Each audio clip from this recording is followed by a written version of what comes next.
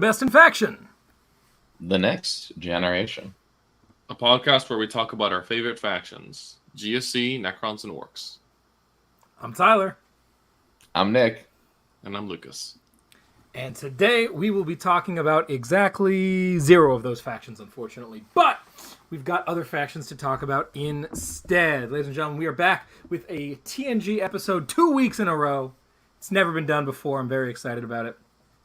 Because of that, not much has changed in the last 7 days. So we are going to be deep diving some of our precious new post Q3 data slate, post Tyranid book, not quite Space Marine book yet, of 2023 10th edition armies, and some of the new play patterns that are developing, and some of the new lists and tech pieces that are coming into the forefront in a couple of the factions that are themselves rising out of the ashes as things have gotten shaken up a whole bunch here. It's going to be a little bit of a different format today. We'll get into it in a minute, but before we get into anything, I got to check with my boys. How are we doing today, Lucas? Pretty good. Not a lot has changed since last week, except that I decided to lock in Chaos Space Marines as my faction for the upcoming Turkey Wars tournament next month. So that's what I'll be talking about for my section of the show. It should be really fun. CSM are in a really interesting, fun spot, and I'm having a lot of fun hobbying them right now. Blue is not a color I've painted very much, and it's turning out to be quite fun to do. So yeah, just excited about all the hobby I've got to do in the next week. But yeah, doing well overall. How are you, Nick?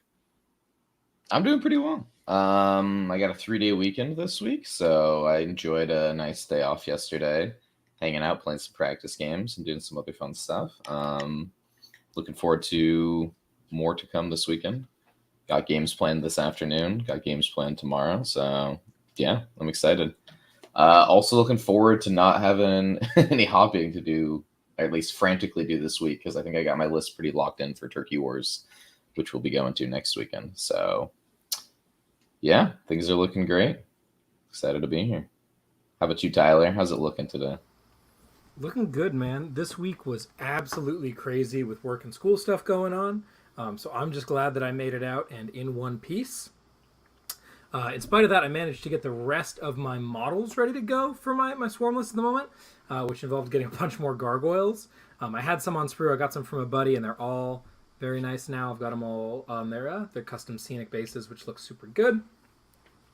So there's a long road to hoe ahead in terms of hobby for that list, but it's coming along. We're getting there, and yeah, very excited to get some more reps in, and very excited about the meta we're in right now. It seems shockingly healthy. And that's where I think I wanted to start today before we go into specifics. There's a lot of tier lists floating around. There's a lot of conversation about what the meta looks like right now.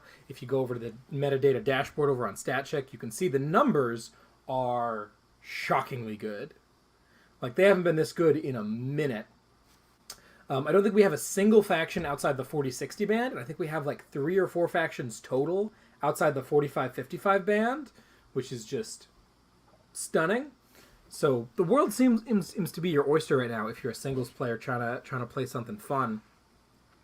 And I'm real excited about it. What do you guys give a couple of brief thoughts on the current meta that we're rolling into, particularly as it pertains to some of the metas we've been in the past? What do you think about that, Nick?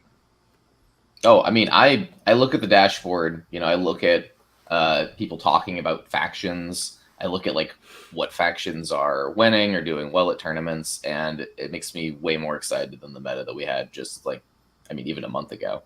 10th edition kind of exploded, and once the meta settled, it was pretty boring, to be honest. If you weren't playing Eldar, you were pretty much just trolling. And yeah, there was a lot of dumb stuff with towering and Overwatch with that, just stuff that wasn't super fun. So I'm glad that we're talking about a lot of these bad factions. And I mean, one of them particular Leagues of Votann, going from 28% win rate to 55% win rate via a single patch is super exciting. So yeah, I think usually when a meta is pretty bad, you only have 2, 3, even one faction that's viable. So seeing, all of these options available and seeing everyone in our local Discord being excited about their factions again is super cool. Absolutely, I couldn't agree more. What do you think, Lucas? How are you feeling about the meta right now? I definitely agree. I think it's in a really healthy spot. A lot of fun variety. Um, the biggest win, in my opinion, coming from the recent patch was just how much people started experimenting into different, not only lists but factions. There's like a lot of diversity in the faction pool, and then also within factions, like people are experimenting. The list is not like one solid solved solution. Even for the armies that are very strong and like at the top of the pile, like CSM, Eldar, people are still like having some variance in their builds and figuring stuff out. It's really fun. That kind of phase at the beginning of any given meta where like people are experimenting and finding new stuff is always the most fun in my opinion, because it's just it's like a brand new world of options and opportunity. So it's really cool. Um, and yeah, like I said, people trying new factions is really fun. There's like some people on our team that are starting to learn about world leaders. There's people up here in the northwest that are playing Death Guard to amazing success.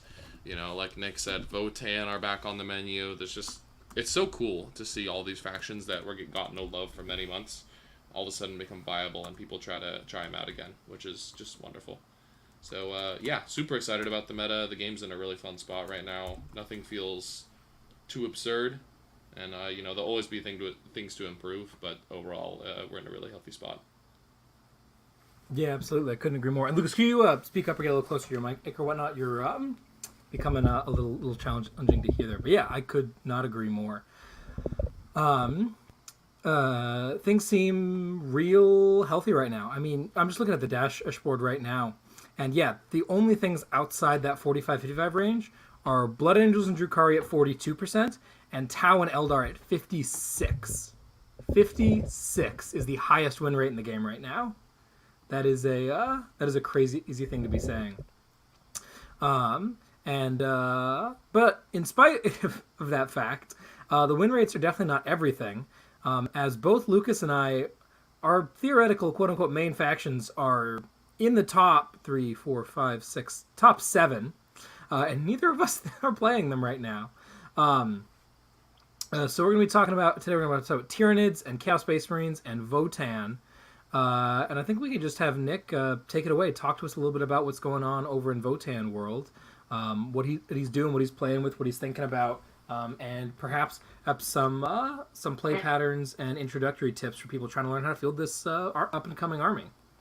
Yeah, absolutely. And if you guys got any questions during, hop in and stop me from ranting and ask me any questions you might have. I did want to briefly touch on Necrons because some people might be like, why is Nick not playing Necrons? They're supposedly really good right now. A big thing, that I'm not super happy about with them is the Warriors did get better. And I've mentioned this on a few of our other shows. It's just super easy to pivot into countering Warriors. Like Blast is so ridiculous this edition. Just like every single model with a blast gun getting +4 shots into your 20-man brick. So people usually just grab big unit with blasts, like aggressors, Ironhear Hearthguard, which I'll be talking about in a second, and just point it at that unit and goes away. It's no longer a problem. So there's a lot of cool skill expression in Necrons. Like I think if you just spam Warriors and push forward, you'll beat some people doing that, but you also just insta-lose some games doing that. I think you probably want somewhere between 40 and just a lot of trash. Like Krons can still feel a lot of trash. They're very flexible. I think they can play fixed fairly decently into certain matchups. They can play tactical super well. But just the downside with that is a lot of people playing these top armies are going to consider Necron Warriors and just have the tools to deal with them. So that's why I'm not super excited about them. The playstyle prior to that too with the Lich Guard was super binary as well, in my opinion. So that's why I'm playing Votann. But yeah, I think Krons are fine. I think, though, that you have to get a little more creative than just spam Warriors push forward if you want to play them. Try out 40 Warriors, try out 20 Warriors and 10 Lich Guard. Think a little bit outside the box, because if you just play into what people are trying to counter you with, it's going to be too easy for them. But Votann, let's talk about those guys. Votann is super exciting. So I think Sorry, I'm getting a ton of background noise from one person. So, okay, there we go. It's better. All right, so I think that with Votann, the main thing talking about, like, I don't know, just go through some of their data sheets. I think that the most important one here is the Sagittar. You can't really talk about Votann without talking about that. For those that are listening, I'm holding up fabulous Sagittar. Probably the best unit in the Votann Codex. Probably the best transport in the game. This guy is a 100-point, 12-inch move, T10, as opposed to your Rhino at T9. 9 wounds as opposed to 10 wounds, so it gives up 1 less point on Bring It Down. Vehicle that can transport 6 models. And it also comes with the added ability of, for every 10 Hearthkin you field, which are your troops, you can split them into 2 squads of 5, which is fantastic. So the list that I have been running recently, I'm just going to kind of go through that one. So this is one I talked about last week. This is the list that I brought to the RTT. So yeah, I'm just going to go through the units in the list, kind of go through like general scoring with Votann and like what each of these tech pieces do. So Votann in general, I think, can play Fix super well, which is a very strong thing in the meta. I usually end up taking Homers and Cleanse just because those Homers is like pretty busted. Being able to score 3 points just for holding the middle, 4 points for your opponent's home field doing an action over there. Cleanse is generally good on most missions. There are some missions, though, that like I've found you kind of have a hard time on. Like Dawn of War can be a little tough because they're all in the middle, or any of those missions where the middle objective goes away, meaning there's only 2 midfields, is pretty tough. Vice versa, any of the missions where the middle splits, Cleanse gets a lot easier because now there's 4 missions, 4 objectives. So yeah, I think that's a big strength in this meta. I've been playing a few games with Tactical just to try that out. The last 2 games I played recently into CSM and into Templars, I played Tactical. And oh my god, does it suck when you get like dead draws multiple turns in a row. Like sure, you can recycle them for CP, and CP is nice. Votann have a suite of very strong stratagems. But yeah, when you're just drawing like dud cards and you end up getting like a 22 on secondary, it's just not fun. So at the core of most Votann lists, and this list I was talking about is the Sagittar. A lot of people are running 6 cars. You definitely have to make some sacrifices for that. So the other units that people are really excited about are the Thunderkin. So I'm going to talk about those guys. They are 75 points for 3. They can be taken up with squads of 6. They are a T6 model with a 3-up save and 3 wounds. And the gun of choice that people are really excited about is the Graviton Blast Cannon. This is a 18-inch range D6 blast gun, so good into hordes as well, at 5.22 with anti-vehicle 2-up. These guys can also overwatch on 5s, so usually you waltz them out there, blast a vehicle or a, I don't know, relatively larger unit to smithereens, and then if they move, you can decide to spend a CP to shoot them again, basically, which is a very strong asset. I also was like, the more and more thinking about these guys too, there are some people that are very big fans of them. You'll see a lot of lists running like 2 squads of 6 or like 3 squads of 6. I've been kind of waffling between like 1 squad of 6, 2 squads of 3, 1 squad of 6, 1 squad of 3. But it is 115 points for 150 points for 18 wounds at T6 on a 3-up armor. So just thinking about that in terms of points to wound, very efficient.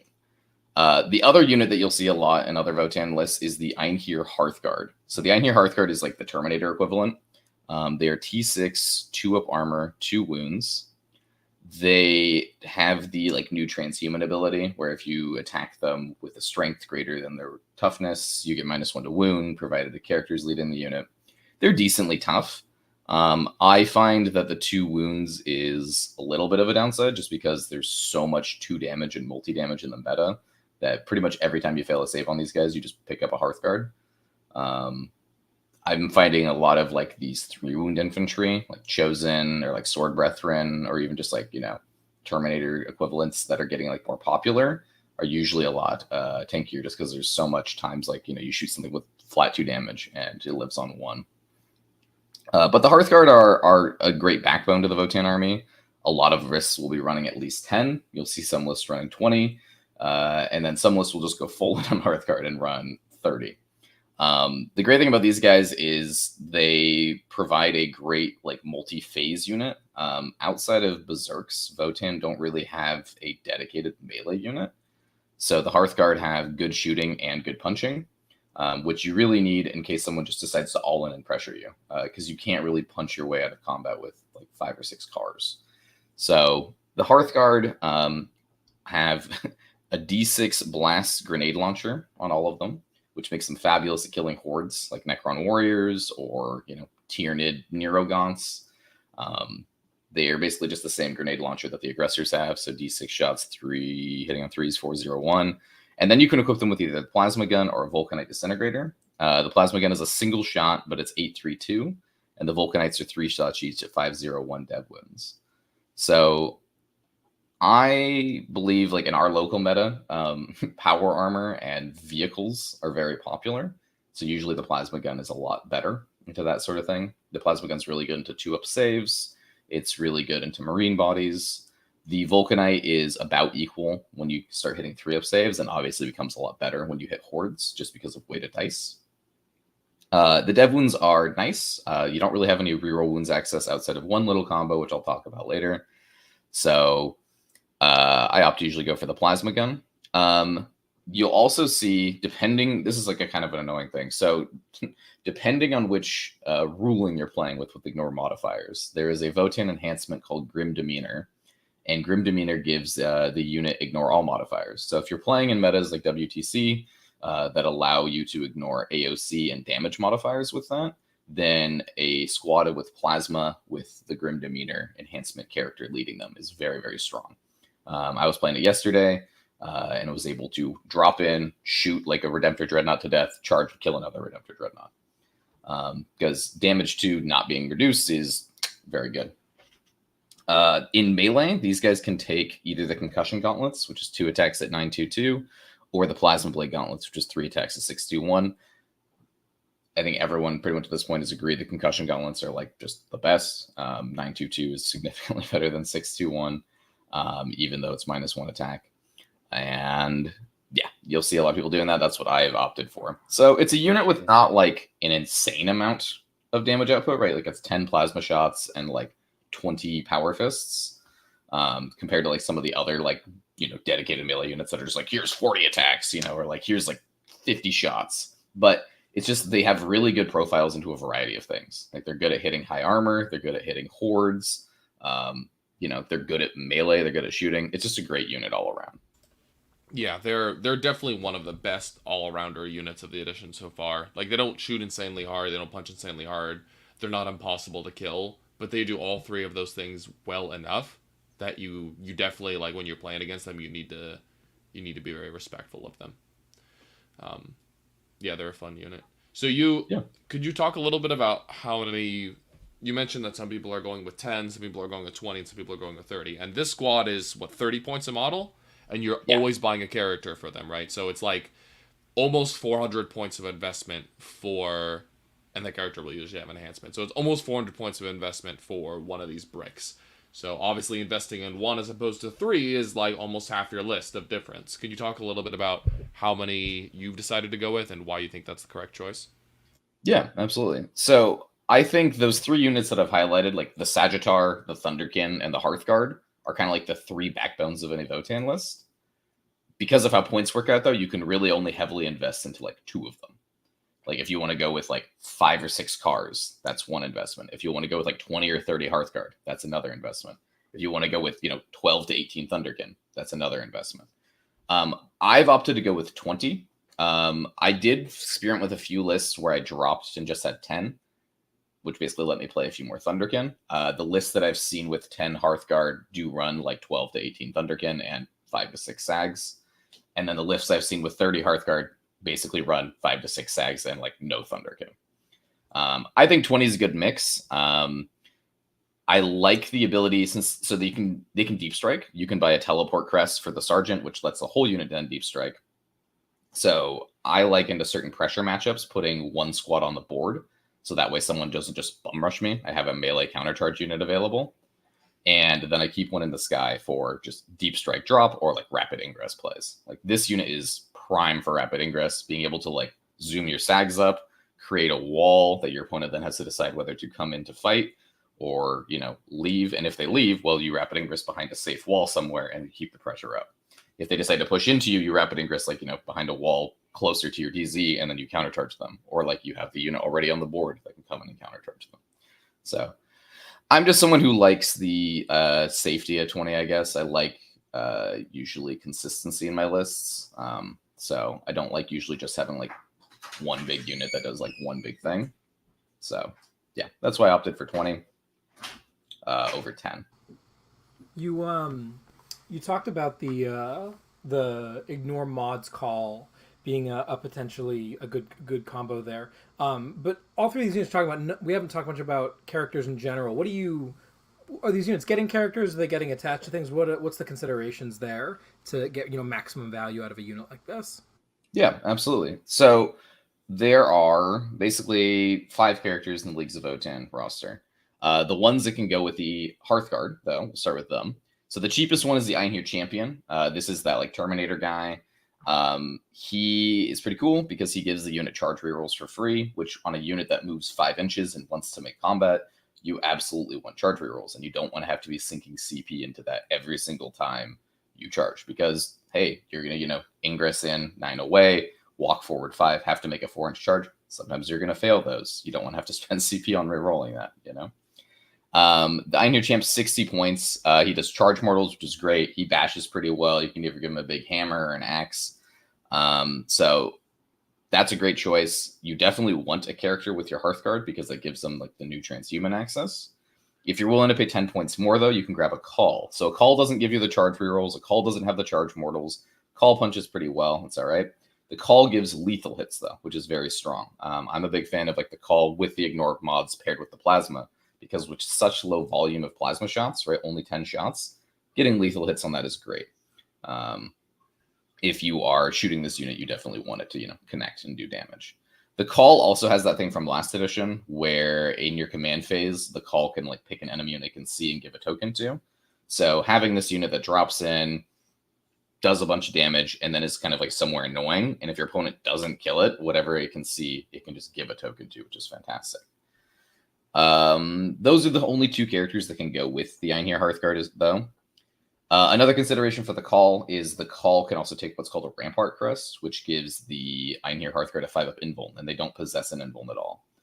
That's pretty much mandatory if you're playing against Thousand Suns, because Twist of Fate on your 300-point unit just turning off their saves when they only have 20 wounds, not good. So at least having a 5-up invuln there is good.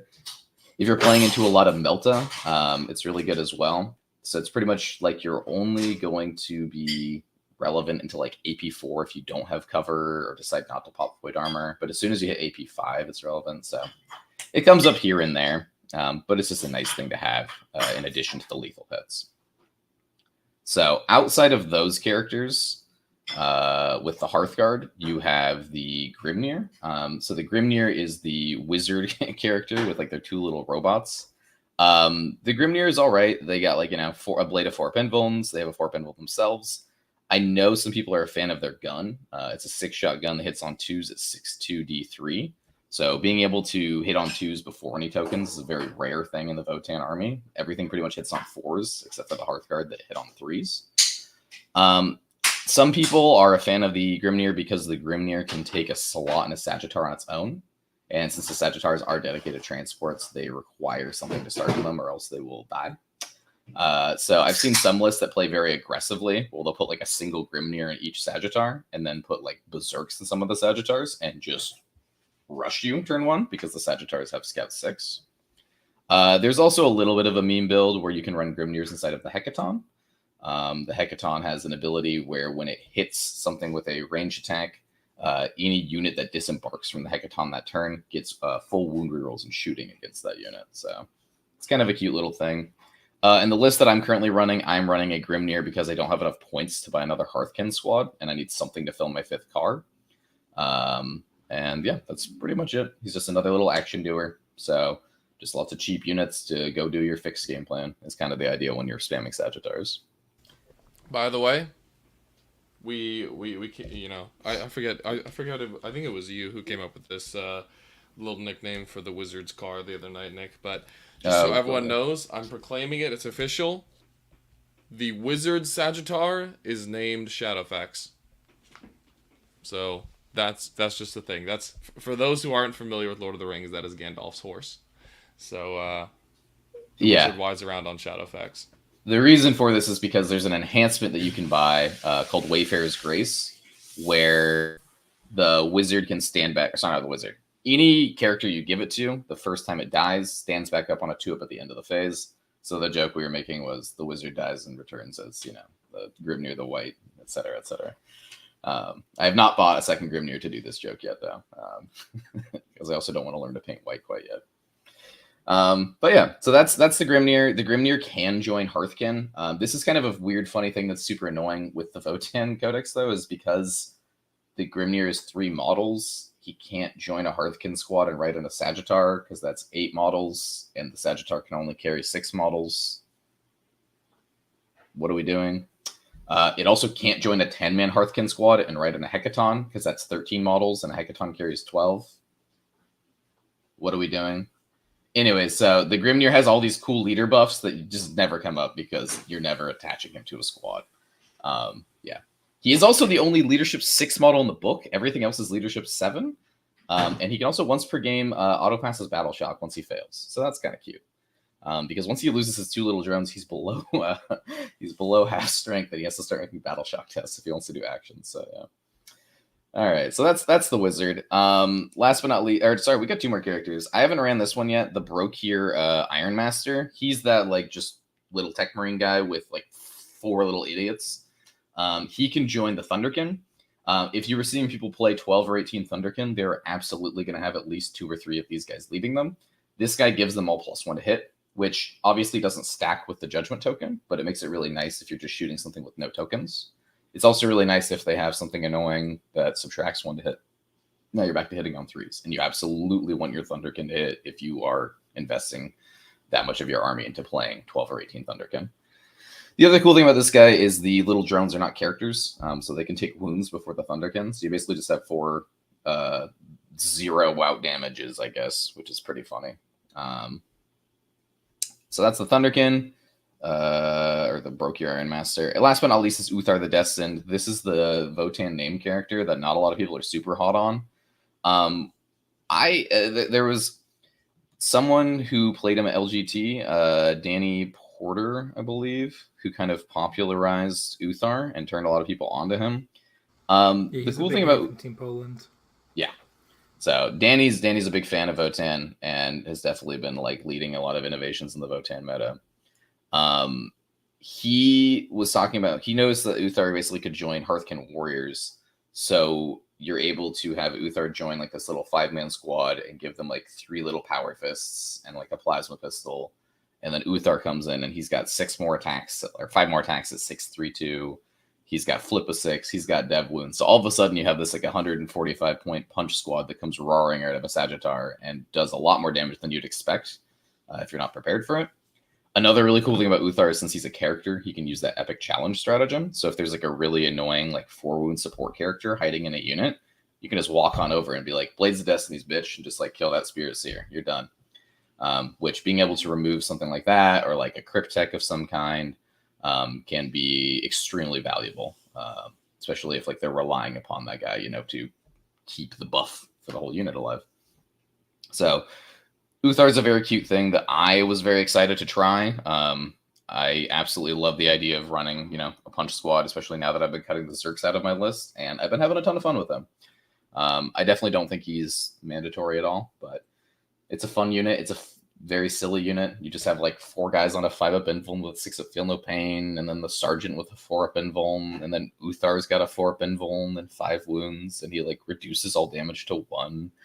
If your opponent undercommits something to them, which they probably will the first time they play it, because it's 5 idiots in a character, then Uthar is still just gonna live and just keep bashing you with dev wounds. So I've had a lot of people undercommit to him, and he's ran around just cleaning up stuff in the mid to late game, which is pretty cool. So yeah, those are the characters that we're playing. Those are the 3 big units in my opinion: the Sagittar, the Thunderkin, and the Hearthguard. There are a few more units that are super important. Obviously, the Hearthkin Warriors. If you are playing any Sagittar, I believe for every Hearthkin Warrior squad you bring, you should bring 2 Sagittars because they're able to split up inside of them. The Hearthkin Warriors, it's super cool that they're back. It's just 5 OC2 idiots that you can barf out of a Sagittar because you're able to disembark after moving this edition. Very strong to just blitz up to an objective, throw OC10 on it. If your Sagittar can touch it, that's OC13.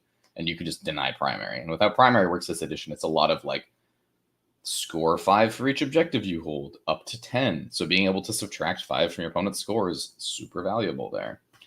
Other things too, especially because the Sagittars do the get out after advancing too, right? Yeah, so if you can't reach it with a normal move, you can advance the Sagittar, and the guys can get out, and still they don't count as having advanced. They cannot charge, but they're still able to action, which is super valuable. So, yeah. I will say, though, 12-inch move based on the Sagittar, you're usually reaching those objectives. It's pretty hard not to. And if not, you can always just charge people. Playing bumper boats with cars is back, dude. Like, it's good. There's a bunch of different loadouts for the Hearthkin Warriors. You can kind of just play whatever you want, honestly. You can play guns if you want to. You can play punch if you want to. It doesn't really matter. They're just going to do a little bit of damage. You just kind of want to choose which phase you want them to do damage in. I'm a fan of the punchy ones because I like going and rooting out people behind walls.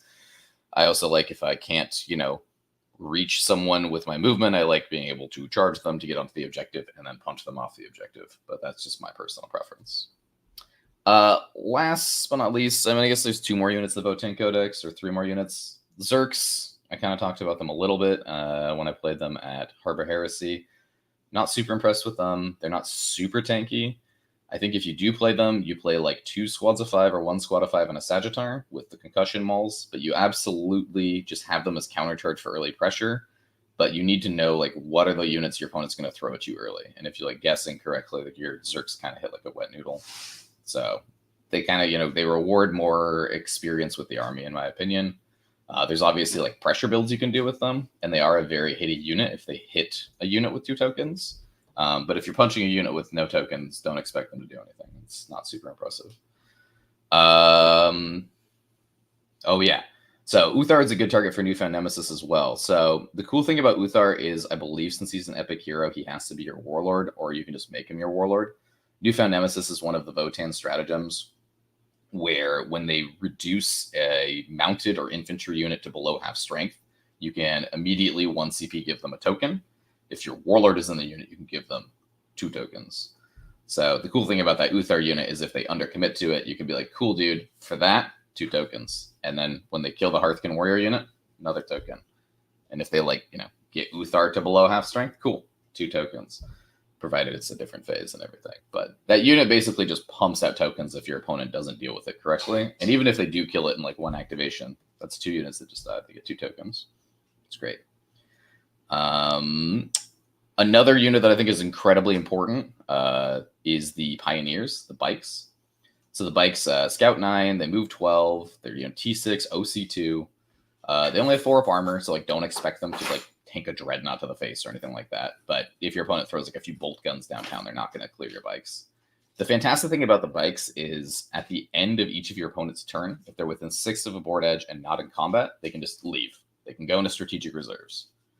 What's great about these is if you're playing 1 or 2 squads, you can screen out your backfield in the early game from your opponent's strat reserves or your opponent's deep strikers. And at some point during the game, you can just leave and then come into their DZ and start homering back there. Or you can leave, come around, cut an angle somewhere, and blast them. Or even come out of strat reserves, shoot something, go for the 9-inch charge. If you land it, you're OC6 on an objective. Let's go. Very cool. So the bikes are fantastic. I think you need at least 1 squad on every list. I really like 2. I haven't quite found the points yet for 3. At that point, you're having to basically cut Thunderkin or Sagittars or that sort of thing. But they're great. Bike spam pressure is another theoretically great list. Being able to take 18 and just scouting 9 with your Sagittars scouting 6. I'm not a super huge fan of that. I'm not a very high pressure player usually. I like kind of trading back and forth, and I like that style of Votann a lot more. So that's the Pioneers. Last but not least, we've got the Hecaton Land Fortress, the terror of last edition.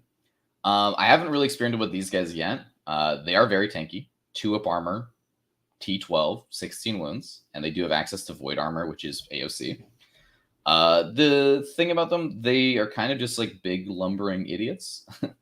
I don't think they shoot like particularly hard, but the big thing about them is since they live for so long, the shooting starts to add up. They have like, 6 autocannon shots. They have like 6 bolt gun shots. They've got either a big beam or like a cyclic on top, and they can carry 5 guys, which is cool. Or sorry, not 5 guys. They can carry 12 guys. There's one kind of combo that I've seen some people talking about where you can put 5 Hearthguard inside with a character. The Hearthguard take up 2 slots each, so that would be 12 slots, which is capacity. And if those are the Volkite guys, there's a cute little thing, where you can pop out, shoot the Volkites at the unit that a Hecaton hit, and you'll get full wound rerolls. So you can fish for dev wounds with your 15 shots, do about, 5 to 6 dev wounds. It's cool. It also lets you, ferry your little Hearthguard squad around to, run out and charge without getting shot, which is pretty nice. A lot better than hoofing it. The Hecatons, I think they're pretty tanky until they aren't. If you expect a lot of Melta in your meta, be wary. But if you aren't playing into a lot of that, they're kind of just a waste for your opponent to shoot at, in my opinion. I know, Lucas, you played against 2 recently at the RTT. What was your opinion on the Hecatons after that? It definitely changed my opinion. I don't think they are the most optimal choice, but I don't think you're wrong for taking them necessarily. They are very tanky. They're annoying as hell to kill. Like you said, their shooting isn't devastating on any one turn, but like over the course of 2 turns, they might get close to making their points back, and if they live for a 3rd turn, then it's great. Kind of the tempo that my opponent went for, and what I think is definitely the correct move is, turn 2, you peek out, you kill some cheap unit, you kill some, you get an angle, you take some pot shots. So that's your first activation. Then when the fighting starts getting thick around turn 2 or 3, you full expose with it, sit it on an objective, be OC 5 or 6 or whatever it is, shoot again, and now both armies are embroiled with each other. Does your opponent really want to waste their shots killing your toughest to kill unit? Probably not. So then it's going to live on that objective for another turn, and now it's going to activate a 3rd time. So that was kind of like the tempo he went for, and I think it worked really well. So I don't think the fort is bad by any means. The transport aspect of it is a little bit underwhelming. Like, only being able to carry 5 guys is a little bit sad. All right, 5 Hearthguard, yeah. Exactly, yeah. 5 Hearthguard coming out is like, at that point, might not be worth buying a character for them, which means they don't get their best ability, the transhuman effect, so it's a little bit awkward. But just as a standalone shooting platform, because it's not a dedicated transport, you don't actually need to fill it. I quite like it, honestly. It's not a bad pick at all. Yeah, and it's cheap. It's 225 points for that chonk. Yeah. Downside, of course, that is what you can say about most of the Votann Codex is like that. It's not overwhelming damage at any particular point in time, but it's cheap. And so if it doesn't particularly make its points back on any given turn, whatever, it gets another shot at it next turn. Yeah. So I think basically in summary, I think if you are building a Votann list, you can pretty much build a lot of different stuff. There isn't like a one-size-fits-all build yet. Obviously, like the Sagittar spam is kind of the thing a lot of people are most attracted to, just because it plays fixed so well. And at like the top level, the reliability of fixed is a lot more popular than the randomness of tactical. However, if you want to go down the Hecaton route, you could absolutely put like 1 or 2 Hecatons in your list. If you want to play 3, go crazy. I'm not going to do that, but have fun with that. Hearthguard, fantastic. Pioneers, very flexible. Thunderkin, great into vehicles and hordes. Troops are good. Your characters are good. Everything's got a role. It's just kind of how you decide which, what amount to tank. But just, I think above all, like, make sure your list is synergistic. Don't really just kind of put like this random unit and this random unit. Have a plan when building your list. Like, are you trying to play tactical? Are you trying to play fixed?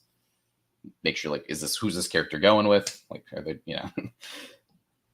have fun with that. So yeah, I think that's pretty much. Can you talk a little bit about what that play pattern is for you? What your expectations are? What a standard turn 1 looks like? What you're trying to accomplish to see some of that synergy in your list there? Because like, absolutely build a synergistic list, but like, what the hell does that mean? And how were you able to do that in your list? Yeah. So the list that I'm most excited about right now, I'm playing 5 Sagittars. I'm playing 2 squads of 20 Hearthkin. I'm playing a Call with the Ignore mods. I'm playing the Einhir Champ with the Glared Objectives enhancement. The Wizard with the Stand Back Up. I'm playing Uthar. I'm playing a 6-man squad of Thunderkin. I sometimes play 2x3. Haven't quite decided on that yet. 2 squads of Hearthguard with Plasma. And 2 squads of 3 Pioneers.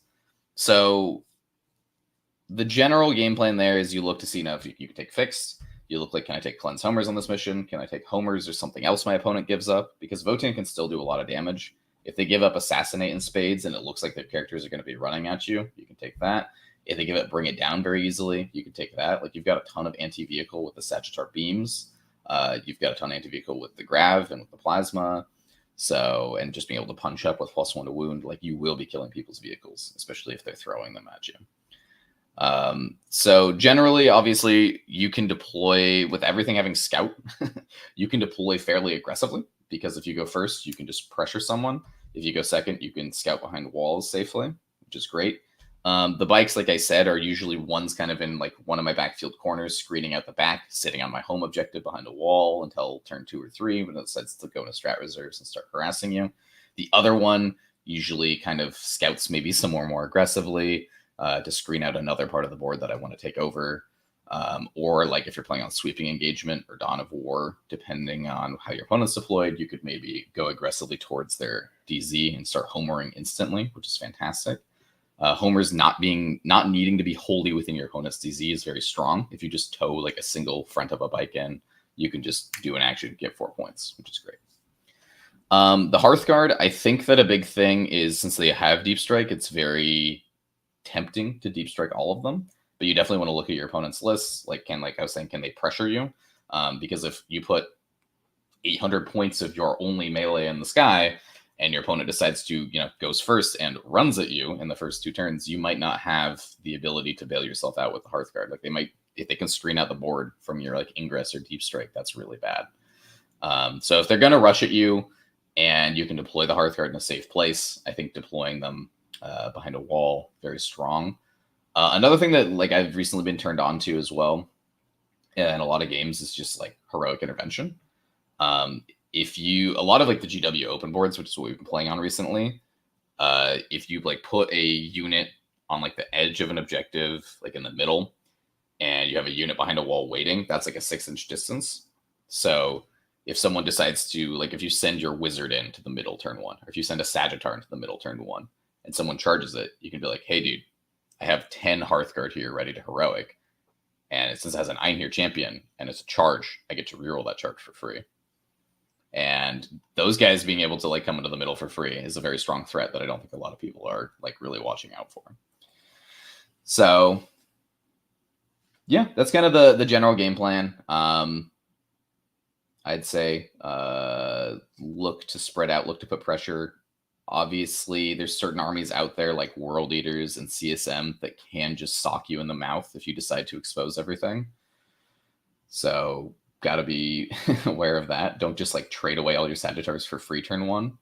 And if you are playing fixed, you like have a plan of like, okay, this turn this goes here and cleanses, and then next turn I have this unit ready to go and cleanse, right? Or like this turn this goes here and homers, and then I've got these guys ready. One of my first games playing cleanse, I like exposed too many Sagittars, and I was like, oh man, if he kills all 3 of these right here, I will not have enough units to do actions with in like turn 4. That's bad. So yeah, I'd say keep that in mind when doing your early push.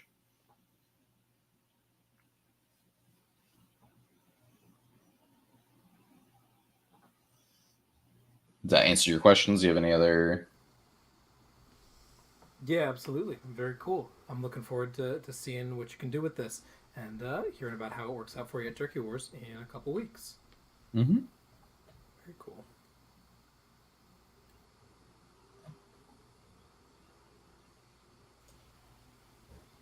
Tell us about the bugs, Tyler. Oh, man, would I love to. Oh, I love this list so much. All right, so list has not changed since last week. We're looking at the Endless Swarm. The Unending Swarm is the name for it, which is the most underappreciated of all of the NIDS detachments. I think, let me check out the the stat check stuff over here. Since the Tyranids Codex has come out, Unending Swarm has a win rate of 40%, which is only outdone by Crusher Stampede at 36%, and Crusher Stampede I stand by is terrible. Unending Swarm, however, I stand by is fantastic. It's got some questionable matchups, admittedly, but who doesn't these days? And Team 40k is the most important 40k anyway, so that's kind of what we're focused on, but it's got real play in singles as well. So, as a reminder, our army rule is Blood Surge. Every time you shoot at a Gaunt unit or a Gargoyle unit or a Neurogaunt unit, any kind of Gribbly, they get to surge d6 inches. Closest model in my unit has to go get as close as it can to the closest model in the closest unit of yours, if that makes sense. And everybody else scuttles d6 inches. And then we got a bunch of stratagem stuff we'll talk about later. But the list itself, I'm still rocking the Hive Tyrant. People keep telling me to cut him, mainly Lethurus, and I refuse. He's fantastic. The Tervigon, who is the core of the damage output of the list, because you need some of that. She hands out lethal hits to all the Termagants, which we'll get to in a sec. Real big deal. And then a Neuro Tyrant with the enhancement for +3 pile and console. And then a Death Leaper, of course, because every tier list has Death Leaper. Troop-wise, we've got 20, 40, 60, 80, 100 Termagants, which I think is the right number. I played 120 for a while. I played 60 for a while. I think 100 is the right number. They're all rocking Spine Fists, except for the 4 dudes that have special weapons in each squad, 2 Webbers, and you know what? I'm going to look up the actual name of this weapon and stop calling it a Shard Carbine, because that's not what it's called. Termagants. It is called a Shard Launcher. There we go. It was close. So 2 Shard Launchers and 2 Strangle Webs. They're not even called Webbers. All right. 2 Strangle Webs, 2 Shard Launchers, and 14 pairs of Spine Fists. And then we've got, also in troops, we have a squad of 20 and 2 squads of 10 Gargoyles, which are in fast contention for best unit in the Tyranid Codex. They're utterly insane, as we'll get to in a sec. We got a squad of 22 Neurogaunts, who are not battle line, but are cheap. We got a squad of 5 Barb Gaunts, which are some cute little tech. You don't have to take them, but I like them a lot. And then we've got 2 Neurolictors, which I think are the only thing keeping Gargoyles from being the best unit in the Tyranids book. 2 Pyrovores, a squad of 3 Venomthropes, and of course that singular Biovore to sit in the back and launch Score Mines. That is, for those of you all keeping track at home, what is it, 100, 140, 166 Gribblies, plus a bunch of medium bugs and 3 monsters. So this is an army that is about board control. It is about taking up space and standing on objectives and not letting anybody else stand on objectives. And it is also about movement tricks, because my god, are there a lot of them. This is an army that you need to play on a clock, because it takes a really long time, because your units move like 4 times a turn.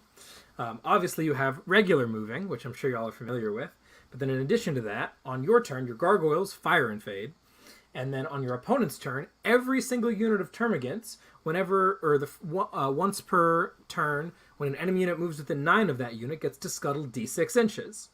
And then every time every unit gets shot at, it moves d6 inches. And when you have 20 dudes who move, and then who have someone move within 9 of them, and they get shot at 3 times, you just moved 20 dudes 4 times, which is a lot of times to move 20 dudes.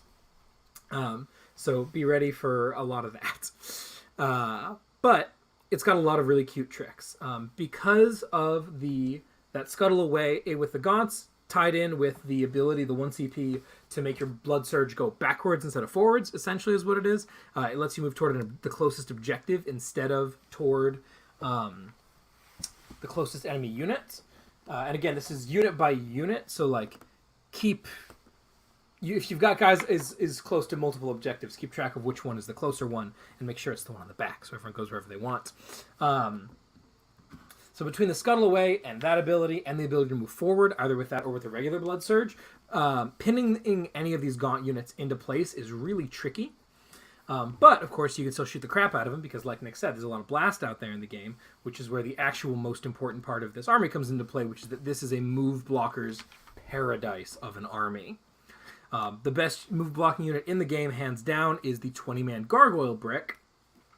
This is a unit that on turn 1 goes flat 24 inches and stands 1.1 inches away from your opponent's DZ and says, what are you going to do about it? And if your opponent is to shoot at them, if they don't kill the whole thing, that unit is in combat now. Because as you get to Blood Surge into combat, which is messy. Because a lot of things can't shoot if they're in combat. And even if they can, they definitely cannot charge while they're in combat. So there's a lot of really careful setups and seeing where your opponent can go and making sure that from those positions your gaunts are safe. Often by range. A lot of this like crazy blast stuff, Hearthguard, Aggressors, Thunderkin, Flashgits, who else has really big guns that just obliterate? Hellblasters have blast? I don't know, but I'm not scared of Hellblasters. Obliterators. Obliterators are a big one.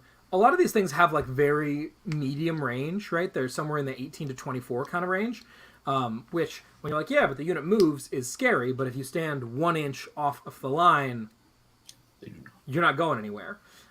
If this is like the main trick with GSC is you deep strike at 3 inches is with a squad of acolytes, and then your unit becomes untargetable outside of 12. So you make sure your unit is 11 inches behind the acolytes, or at least will be far enough away with the acolyte move block so no one else can get within 12. Same kind of vibe, except that you have to spread it out a little bit further, but you also have lone ops is the thing. We have of the Neurolictors who are fantastic for this. I honestly might need more lone ops to abuse this even harder. But to say, hey, with this move blocking, you cannot get within 12 of my unit on the objective, that is my primary. There is nothing you were doing about that. So that's kind of the main play pattern is move block, stand on objectives, take fixed secondaries, cleanse and homers generally, and just rack up the points and run away with the scoreboard before you get tabled, because you'll get tabled. Like, this happens. Some armies can't table you, and those armies just have a bad time as you run them over. Not by killing them, just with bodies. But then the armies that can table you, you need to delay, and suddenly it's turn 4, and they're like, oh snap, you've been scoring 10s or 15s on primary, and I've been scoring 5s or 0s, and your secondaries are maxed, and my secondaries are okay at best. What can I do? So that's a lot of fun. The hardest part of this army, other than it's a really careful positioning army, don't get me wrong, but once you get that figured out, which you can do, the other hard decision you have to make, because the positioning is less decision making and more figuring out how to do it best, but the hard decisions are in the CP. This army is incredibly tight on command points because it's playing fixed, so it doesn't have access to extra generation, and I'm not taking Swarm Lord, so we're not getting extra command points. We have the Hive Tyrant, who gives us 2 battle tactics a battle round, which is great, because we have some incredible battle tactics. Auto 6 Advance is the easiest one to think of. If you don't see another battle tactic to use, Auto Advance someone 6 this turn. Auto Advance someone 6 every single turn if you don't need something else, mainly if you don't need double damage. That's a great stratagem. With the Gargoyles going 18, which is actually 24 because Fire and Fade. Or with a unit of Gaunts being like they go 12 and get on all the objectives and cleanse multiple objectives at once. Stuff like that is fantastic.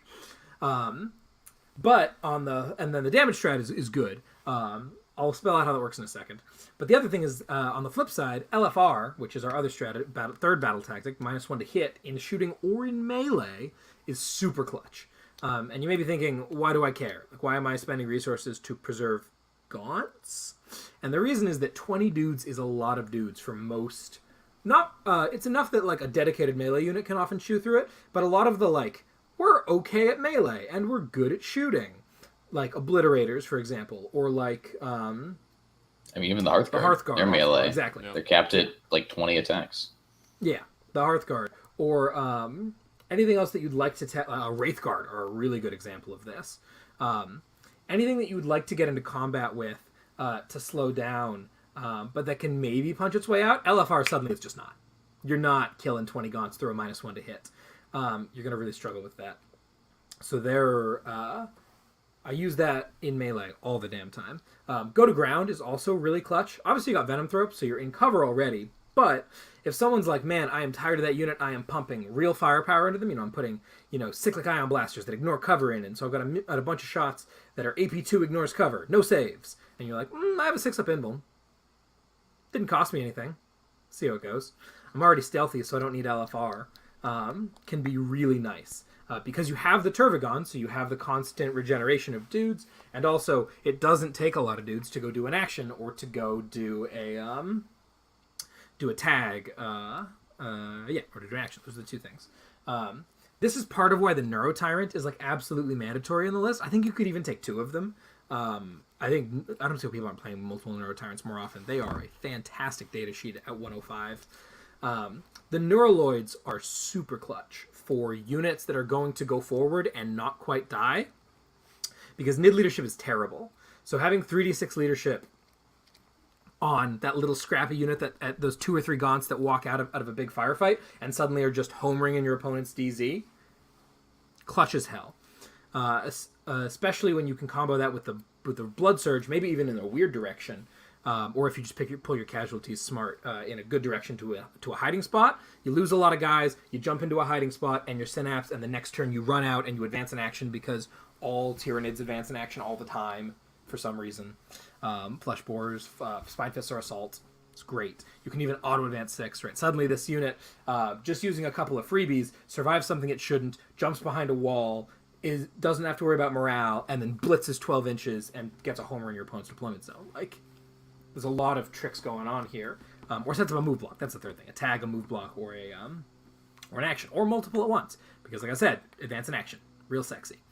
Or denies a primary. Runs on to... There's so much you can do with these units. They're great. But yeah, those are sort of the main ideas behind the list. Other than the damage. I should mention the damage. The damage is necessary. I think you have to get Turvagon because some people are going to push. You can move block a bunch, but some people are going to push. And that's why the Barb Gaunts are here, and that's why the Turvagon is here. The Barb Gaunts are a little more straight... the Barb Gaunts are less straightforward. Turvagon is fairly straightforward. She herself hits okay in combat. I've been playing her with Crushing Claws, but honestly I might go back to Scything Talons because 4 attacks hitting on 4s, even though they have such high spike potential, I swear to God, she has never gotten more than 1 hit in my life. And she usually gets 0 because you're asking too much of her. But that's okay. It's cute in theory, which is really therefore is the lethal. And and you're like, oh, why do I care about lethal hits? It's a little ability on Termagants.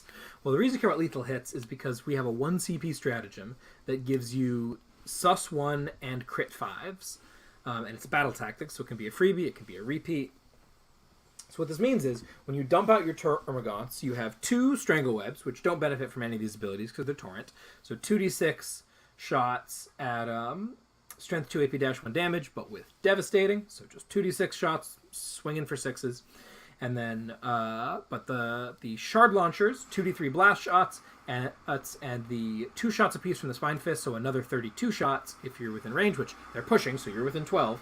That whole 32 plus 2d3 plus 2 times blast will be hitting on 4s, 5s auto wound and explode, and then wounding on... Admittedly, probably not something great. Your Neurolictors will hopefully be able to force a failed morale check between them and the Shadows if necessary, so you'll get +1 to wound, so wounding on 5s with everything that does hit, and full rerolls because they're twin-linked Spine Fist. The Shard Launchers obviously don't have full rerolls, but they're strength 5s. They'll wound better anyway. This is a fantastic way to get blood out of a turnip. The expected damage into things that don't have great saves is very high. If someone has something like Squighog Boys that are really hard to wound, but that have a really bad save, they evaporate. 3-up saves, totally fine too. 2-up saves, you're going to do not a ton of damage. It's just really hard to push through at that point, but this is how you clear the thing that is in your face generally, and it does a pretty good job of it. So when someone pushes too hard, you can stop that. But if you're worried, like they have a brick of Terminators or something, the Barb Gaunts really come into play here, and they are great because they slow you by 2 inches. You always start these guys in Strat Reserve, basically. You can put them on the table if you have a really good hiding spot for them where they can jump out, advance, and shoot from the Tyrant, and then lay waste that way, but often it's just easier to Strat Reserve them just to make sure they're safe and get where they need to go. They shoot at a unit. They make it -2 move, advance, and charge. Is that what? Is that exactly? Oh my gosh, it's -2 move, and literally everything else doesn't matter to me. It is abilities. Yeah, -2 move, advance, and charge.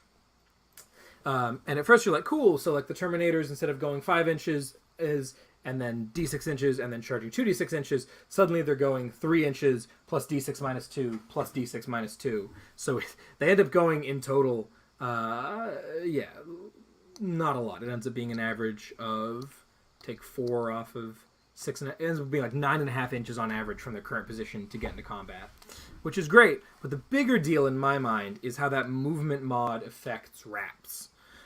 Because this is one of the only armies in the game that can seriously pull off true wraps. For those of y'all who haven't run into this yet, in 9th edition, when you pop Desperate Breakout, you would take tests for everyone, they'd fall back, and if they weren't able to end up out of combat, they just died. And it was like, cool, I'm out of combat, but maybe I lost some dudes. In 10th edition, that caveat is not there. So if you can't fall back out of combat, you cannot, via Desperate Escape test, fall back. If there's nowhere to end that's outside of an inch, you cannot end a fallback move there. So what this means is you take a 5-inch move unit, you hit it with Barb Gaunts, it's a 3-inch move unit, you put it in like 2 triangles of Gaunts, and suddenly that model cannot end that move outside of an inch. It physically cannot. Don't care if it flies, don't care if it's anything fancy. If it's an infantry model, it's been slowed down, and it cannot end that fallback, and suddenly that unit is actually trapped in combat and is not shooting out next turn.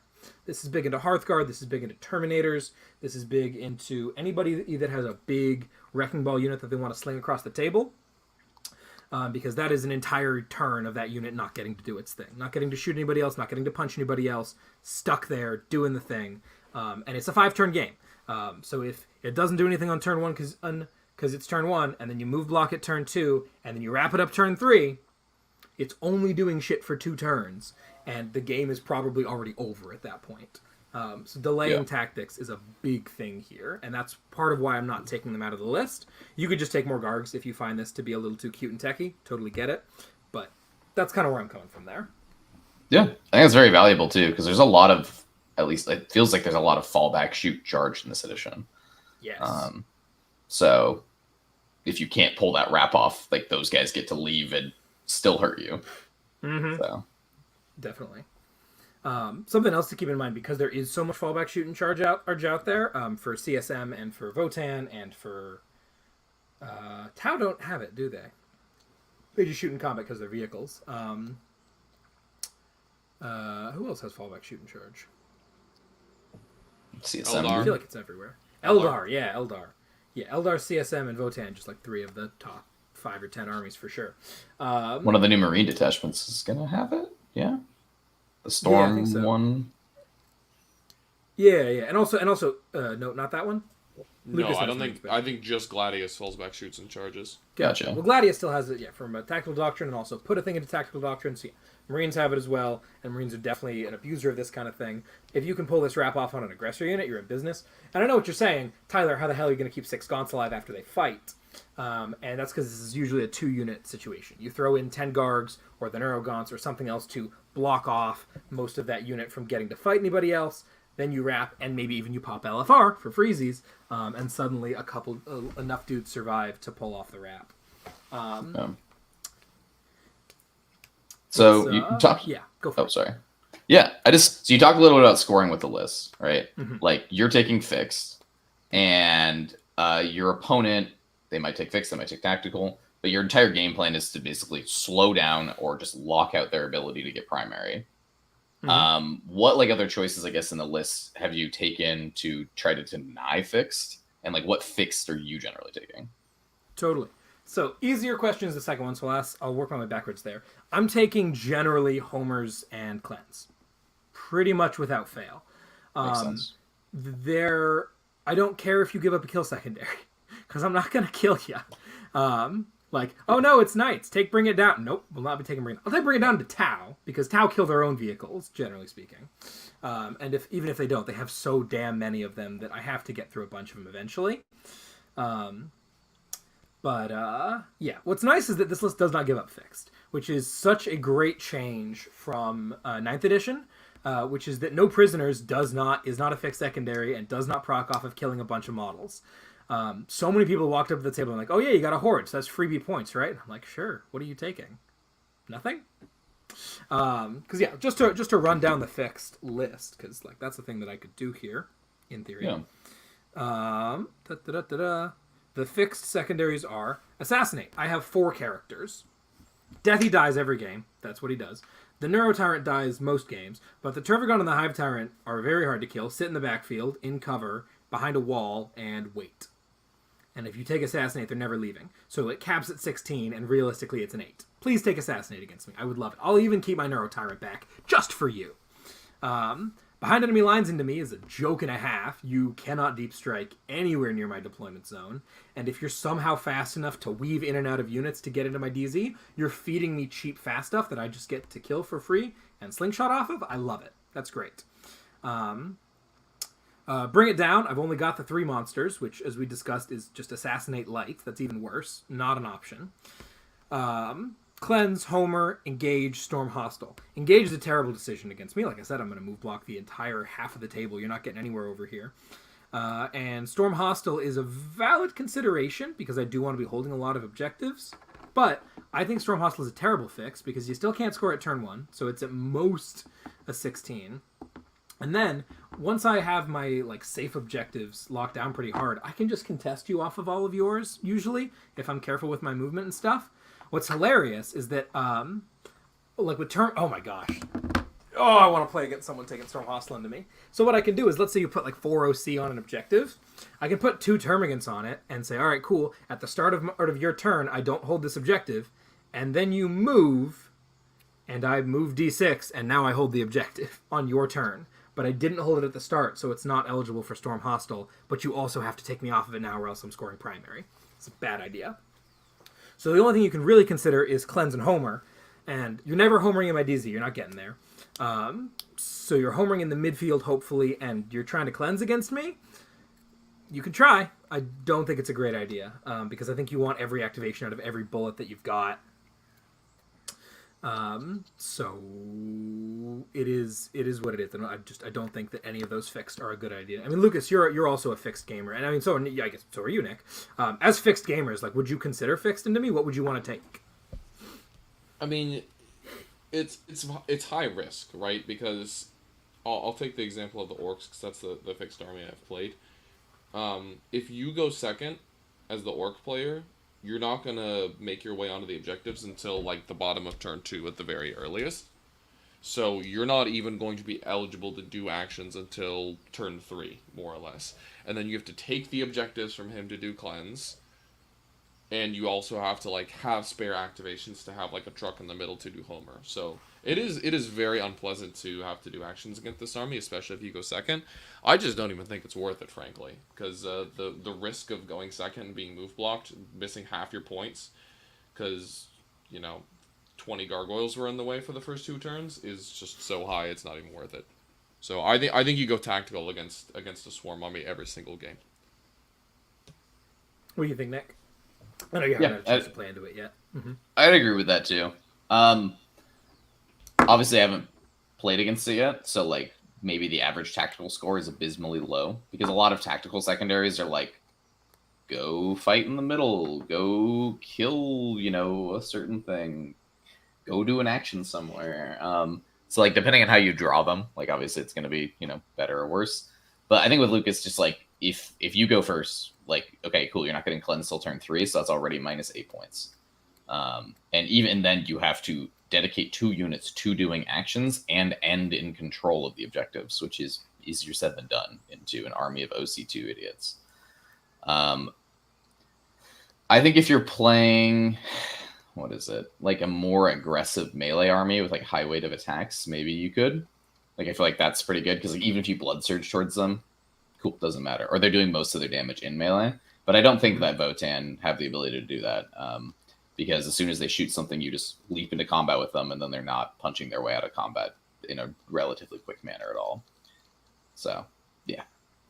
I just don't think fix is super feasible. I think you go tactical and just, like, cool, I can't get the secondary. That's just going to turn into more CP, which is going to be more dead Gaunts. Yeah. You, the way that with tactical, you also have the with tactical have the upside of you will draw overwhelming force and or no prisoners over the course of the game in all likelihood. So you will at least get some consolation prize from killing the Tyranids, the bugs, at least the little Griblies.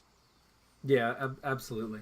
And the kill secondaries, like those ones, you're just getting them, right? Score mines are out there, MSU is out there, Gaunts are out there, and I agree with Lucas that the way that I lose with this army is I get tabled too quickly. So your plan has to be table him and do it quickly, and getting a couple extra CP at a tactical. If that helps you do that, A+. Yeah, it's going to help a lot.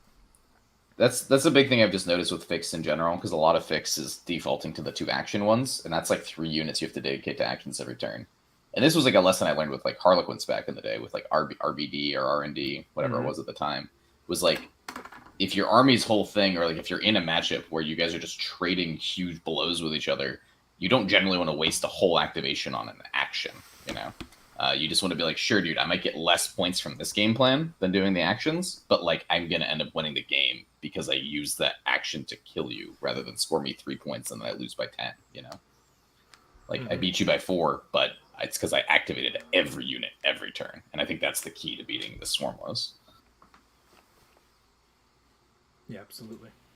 I've got a quick question, Tyler. We talked extensively about the Gants at this point, but could you talk really quickly about the lone operatives that Tyranids have available? Because they are definitely some of the best in the game.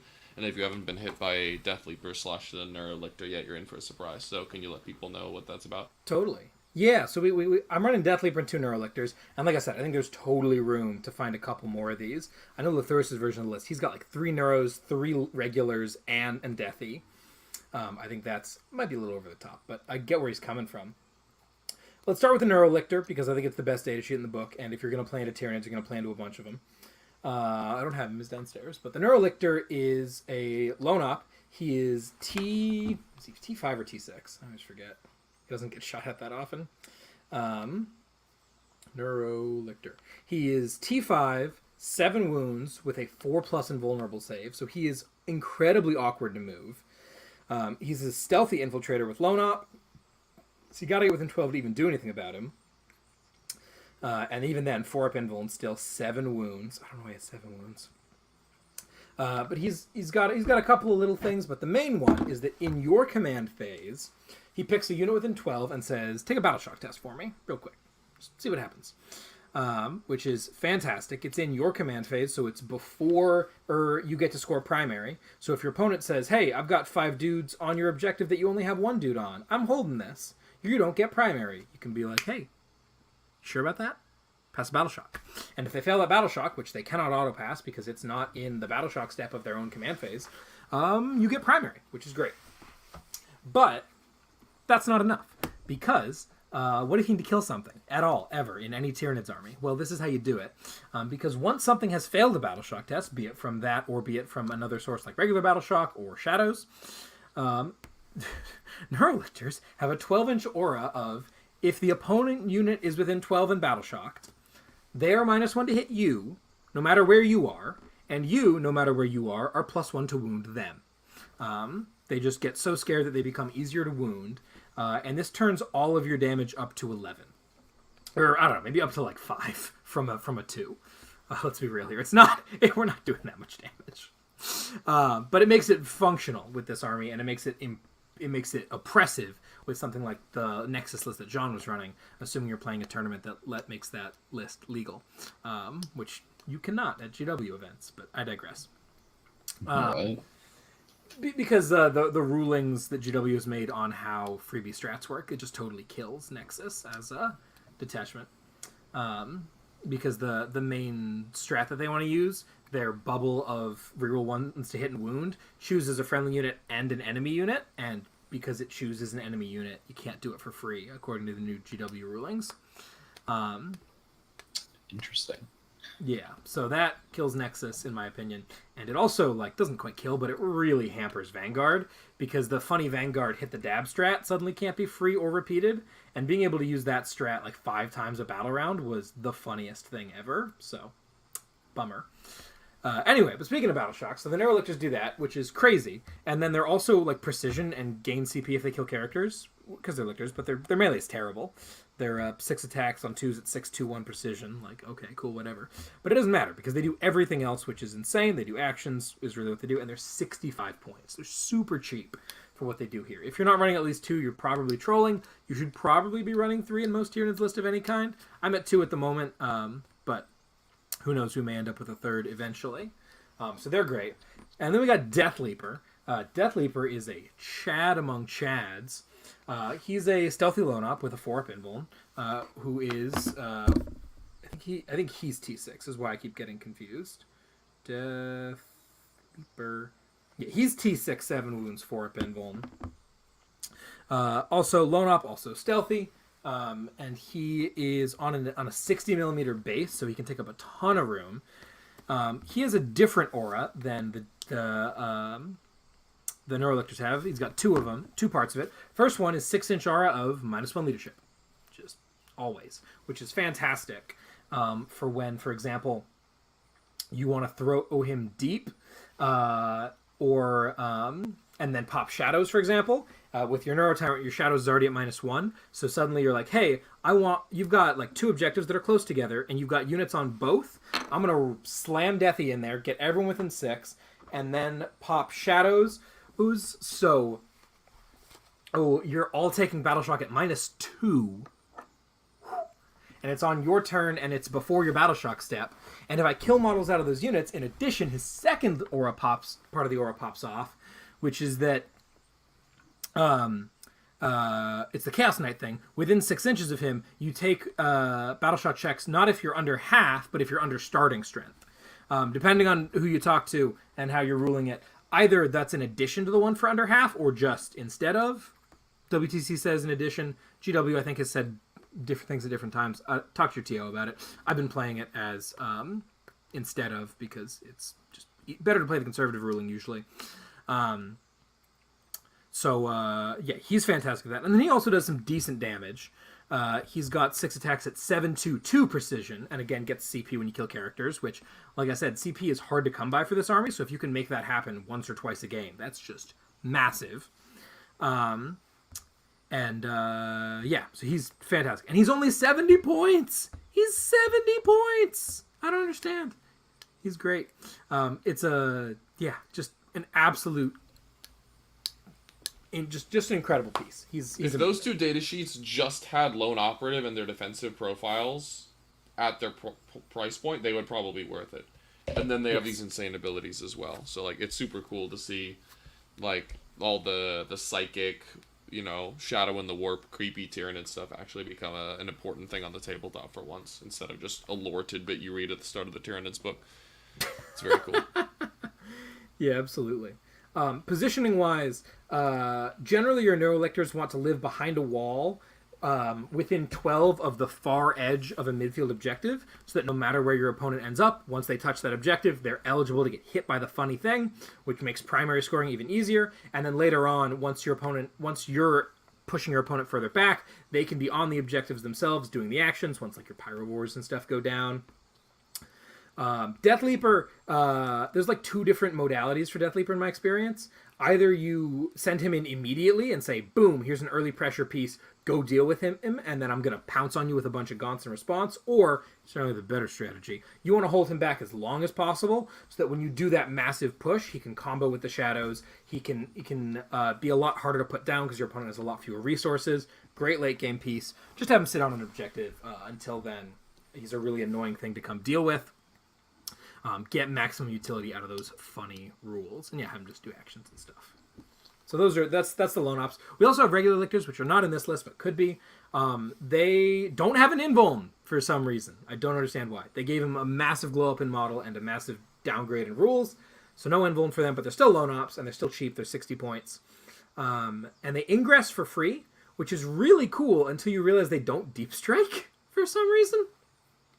So I think they're fine.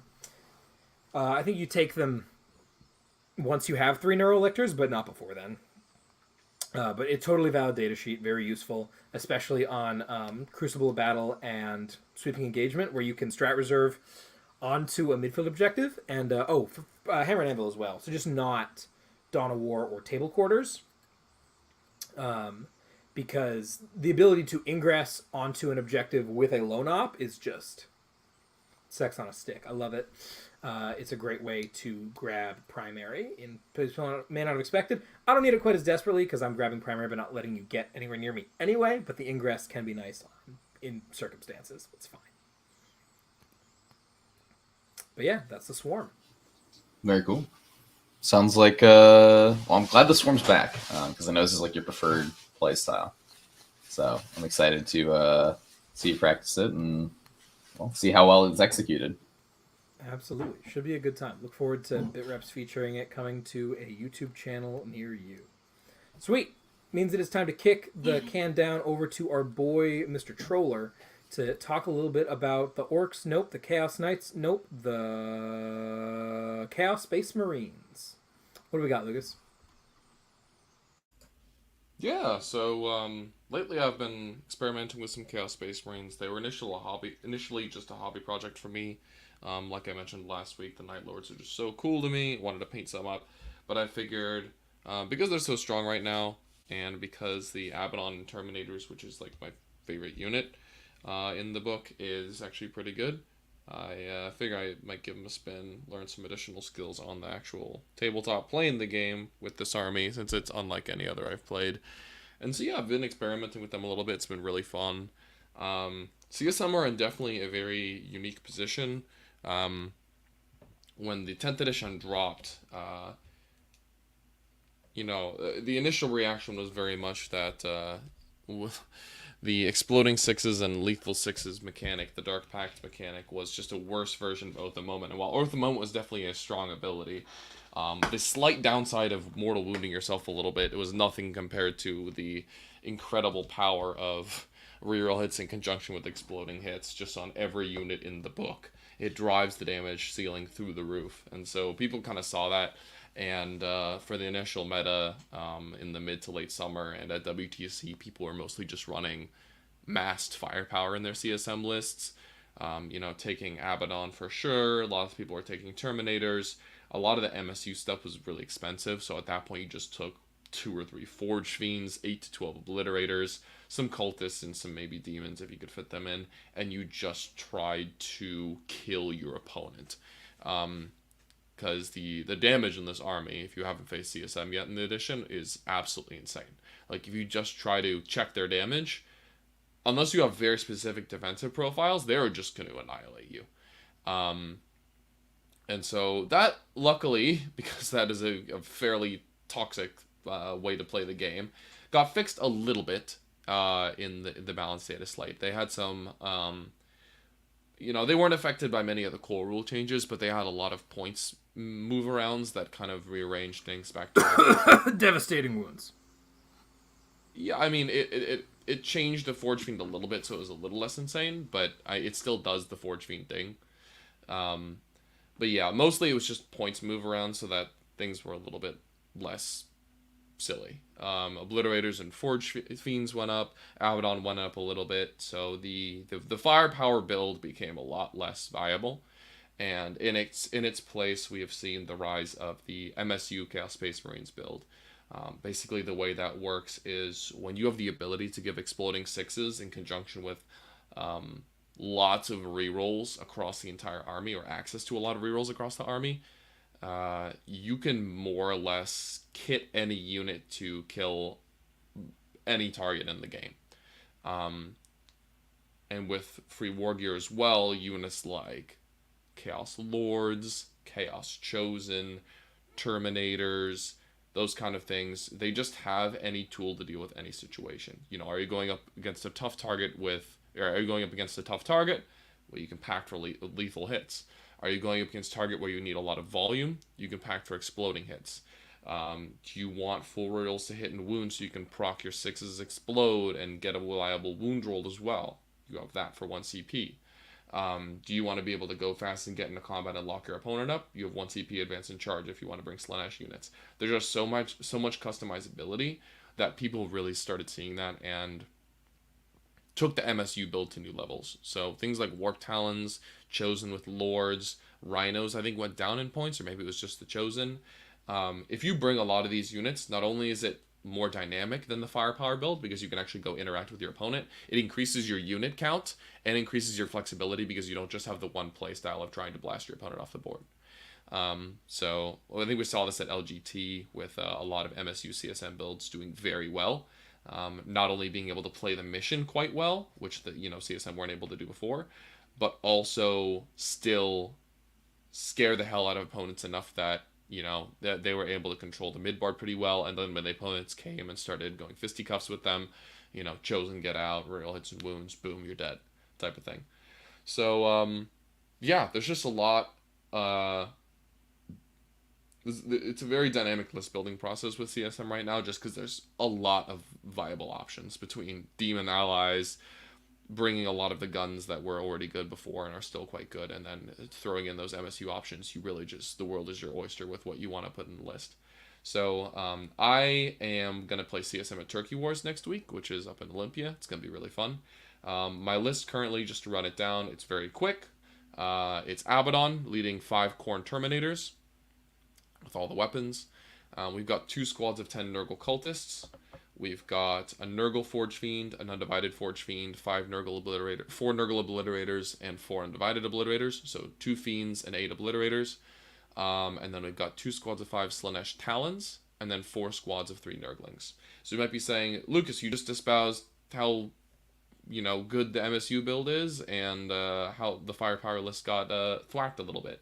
And that's definitely true. Unfortunately, I started working on all these hobby projects, or I started procuring a lot of these models. Well, the Forge Fiends I'm still borrowing, but the Obliterators and Talons, while the firepower list was very good and the MSU list was not very good. So unfortunately, I don't have any Rhinos or Chosen available to me basically at all. So we're not playing Chosen yet. We're still trying to table people. But I also haven't really seen people bring Massed Obliterators since the Balanced Data Slate to any major events and place well. So I wanted to kind of get a litmus test myself and see if that kind of approach is still valid, or if it kind of gets outpaced by the transport meta that we're kind of headed into a little bit. So figured I'd give it a shot and see what's up. But yeah, this list is very funny. It's more or less 4 big shooting bricks, Abaddon and his 5 homies, and then some Nurgle screens to kind of to keep people on their toes and keep people away from my core units. We've got Kim in the chat asking why you are not running any Tzeentch Obliterators. That is an interesting question, Kim. I actually think Tzeentch Obliterators are really good. I tested 4 for a little while, and the main synergy here for those who haven't seen it is one of the Obliterator gun profiles. Well, there's 2 main synergies. The first one is one of the Obliterator gun profiles already gives you sustained. So usually when you shoot Obliterators, you want to be pacting for sustained in order to just generate as many hits as possible. Usually this is in conjunction with being Nurgle and Abaddon full rerolls, so that you're hitting on whatever you're hitting on, full rerolls, 5s explode. So you're generating a lot of hits. If you go with Tzeentch instead and shoot that small profile, you already have sustained hits. So if you packed for lethal, what Tzeentch gives you is critical 5s and you get lethal hits and critical 5s. So now all of a sudden those lethal hits are triggering on 5s, and the way it's worded is the sustained hits will also trigger on 5s. So if you are expecting to be shooting that little profile a lot, the 5-1-1 profile with sustained hits, Tzeentch Obliterators are very good. They are strictly better than the Nurgle ones if you're expecting to shoot that profile a lot. They also get a lot of mileage out of the Tzeentch strat, which is 1 CP in I hope it's your command phase. I'll look that up later, but I think it's in your command phase. It might actually be in either command phase. Hope it's in yours. You heal a CSM model for 3 wounds, and if they're Tzeentch, they also resurrect a dead model. So some people will try to wear your Obliterators down over time, and a very common scenario is they'll kill 1 or 2 or 3 models and wound the last one, and then all of a sudden you're like, that wounded guy is now at full health, and there's another guy back. And not only does that guy come back, but he gives you 4 inches of movement because the Obliterator base is giganto. So yeah, the Tzeentch Obliterators are very good. There's 2 main reasons why I haven't gone for them. The first one is the Nurgle is just insane. The Nurgle Obliterator standing near Abaddon, shooting every single turn, 1 CP, you don't shoot them back. When you try to hide from them on one particular turn, they shoot indirectly. They just get so much accrued value, whereas the Tzeentch guys can still get alpha struck because you can just shoot them from anywhere on the board. And I'm expecting a lot of people to be able to like one-shot a unit like that. So if you're expecting to get one shot, the Tzeentch has a lot less value. The other reason is the exploding fives. I'm not expecting to be shooting that 5/1/1 profile very much, so the getting both lethal and sustain on fives has a lot less value for me. I think I'm going to be shooting that Melta profile, and if I'm going to be shooting the Melta profile, I want to get as many hits as possible. And that's where the Nurgle guys get a lot of value. The Undivided guys are also great because they'll basically shoot once or twice per game, and every time they do, they'll 1 CP roll hits and wounds, and being able to reroll the wounds on that Strength 12 is just money. So, yeah, that's why I personally haven't gone with Tzeentch ones, but I don't think the Tzeentch guys are bad. The only mark that you can make your Obliterators where I think you're actually trolling is Khorne. Even Slanesh ones are great because 1 CP advance and shoot really gets around that 4-inch move a little bit. And then if people try to tag you and bog you down, you can do 5s explode in melee and actually Thunder Punch them pretty hard. So every mark on Obliterators is good except for Khorne, in my opinion. But yeah. Makes sense. I can confirm, by the way, I looked it up. The Tzeentch strat is your command phase only. It's not that crazy. Thank God. I had a little bit of a heart attack. I got a little excited. But yeah. So Obliterators are an interesting unit. They got a lot of flack when the Codex first dropped for being just ridiculous in the damage department, and yeah, they do an insane amount of damage, but it is a very clunky unit, which makes it kind of fun to use. I like units that have strong upsides and strong downsides, so that I can, it shows player skill the most when you're able to leverage your advantages and also mitigate your weaknesses instead of just having an all-around or good unit. I think that's very boring. But yeah, like Obliterators, they have a range. They have a very distinct range cap. They only get to indirect once per game. They move 4 inches. They have their melee is good, but they can still get bogged down very easily. But their damage ceiling is very high. They're a tough unit. They're just fun to use, man. So they're very fun as well. Yeah, I think a lot of people... Go ahead. Building off of that, I think a lot of people think of really high movement units as being the opportunity for real skill expression. Like, oh man, I've got all these crazy tools, look what I can do with them. I often find the opposite to be the case. It's people's ability to play with really heavy restrictions, like a 4-inch moving unit, that when it's done right, you're like, oh man, this guy's good. Ugh, I can't even take advantage of this obvious weakness. That is way more terrifying than, oh, you're able to exploit this obvious strength. I'm with you on that for definitely. Sure. I mean, the high movement, like you said, is, there's nothing wrong with taking units at a high movement, but it is a crutch, right? Like, you're able to fix your movement mistakes, you're able to adapt to any scenario, you're able to go back into Deep Strike, arrive wherever you want to. Those kind of abilities are really strong for a reason. They allow you to fix your mistakes and adapt to different scenarios. If you have to plan multiple turns in advance with slow units, it's not only very difficult, but it's also very rewarding when it happens, because your opponent can't be like, well, you just were all over the table, there's nothing I could do about that. No, like, once those Obliterators arrive from Deep Strike, or if you start them on the board, they're going to be there or on the objective directly in front of them at the end of the game. That's just where they are. So those kind of units are just fun to me. They're very cool.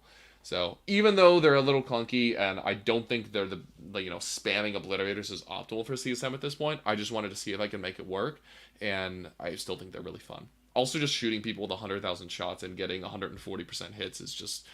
It speaks to the inner goth in me, so I needed to do it. I don't know, dude. That sounds like some Bad Moon shit right there. I mean, I like Bad Moons too. They're my second favorite clan, so what can I say? Excellent, dude. But yeah, it's been really fun. For me, it's been definitely... Sorry, I'm trying to think about how to formulate the sentence. It's been a very new experience, right? When I've played Orcs and I've played Chaos Knights... Usually what I try to build into my list is a lot of redundancy, a lot of excess of units, so that if one piece drops out of the puzzle, I don't insta-lose. And that has been really fun, and it's usually how I like playing the game. So hard pivoting to an army where there's only, 4 to 5 real units, and then it's just skirmishers and screens. If you misuse any of those key units, you're not out of the game, but you're on a significant back foot at that point. So learning to play with that kind of mindset and with that kind of attitude of I need to be very careful and meticulous, I need to plan ahead, I need to have a good game plan for the game to begin with, I can't just adapt on the fly and make things work. It's been very difficult, but it's also been very fun, and I feel like it's been growing my skills as a player. To be clear, I've not made very much progress. I'm only like 5 or 6 games in on the army, but I can already feel myself like growing and learning new things about how to play with low numbers of units, and also how to, when I play against other people that have the same, type of army, to exploit those things. So like one of the things you can do if your opponent has a couple of hammer units is remove all the non-hammers, and then they have no way to play the game other than just try to kill you. So that kind of approach works very well against CSM, and hopefully at Turkey Wars I'll be able to not let my opponents do that to me. Part of the reason also I've built so many crap units into the CSM list, in addition to just, not having the chosen that I want to field, having 2 units of cultists with sticky objectives and lone op strat for a CP, having 4 units of Nurglings because they're bad line for some reason, just lets you screen, lets you have redundant units to do actions, that kind of thing. It's just really fun. Oh, also Warp Talons. I need to mention those before we finish up here. The Warp Talons are so sick. They got a huge points decrease in the field manual. I don't even know how many points they were before, because as soon as I saw it one time and I tried to black it out of my memory and just got very sad. Sad night, Lord knows. But now my Lightning Claw boys are finally back. They're 100 points, so 20 points a model for a Space Marine body with a 5-up invuln. They have 4 attacks each of 5/2/1 twin linked. With Slanesh, they're generating a lot of extra hits because they have exploding 5s. God forbid this unit, by the way, God forbid this unit is ever nearby Abaddon when he has reroll hits, because then all of a sudden you're like at 150% hits, and you're at 5/2/1, so anything that's not toughness 10 in the game is basically vaporizing to these guys. I have never had that happen, and I pray to God that I never will. It's disturbing. So I tried to do it to you in our Swarm game, but you blood surged into combat with my Terminators, you bad man. You would do that. So, yeah, I mean, these guys are great. They have 1 TP advance and charge, which also gives them 1 TP advance and action in a pinch. And yeah, they will kill any light or medium infantry in the game. And they're a great way for a firepower list. Like, I wanted to have 3 squads, honestly, on my list. I have 2 right now. 3 squads would have been sexy, because they're a great way for a firepower list like this to commit something into the midfield that can reliably kill a screen or a trash unit, while not being a huge points investment. But like also to be able to solve a problem like that, because like if someone puts 5 crappy dudes on a midfield objective, what am I going to do about that? I don't want to expose 4 obliterators to kill that. I don't want to have to use a Forge Fiend to kill that and zap myself. That seems horrible. You don't want to pop your obliterator indirect, hard pass. Yeah, no thanks. 1 CP, the Warp Talons go out there, they slaughter those guys, they get me extend battle lines or overwhelming force or whatever I needed to get. So it's like 1 CP for 3 points, deny opponent 5 points in the primary. Start sending your real units forward so I can kill them now. So yeah, the Warp Talons are great. And they also have a cool ability where if people try to fall back from them, they take Desperate Escape, and if they're already battle shocked, it's at -1. So that can be a cool ability to like kill a unit, tag a transport. Does your transport want to fall back? 1/3 of the time it dies. So yeah, it's a very cool ability, and they're a very cool unit. Very cool.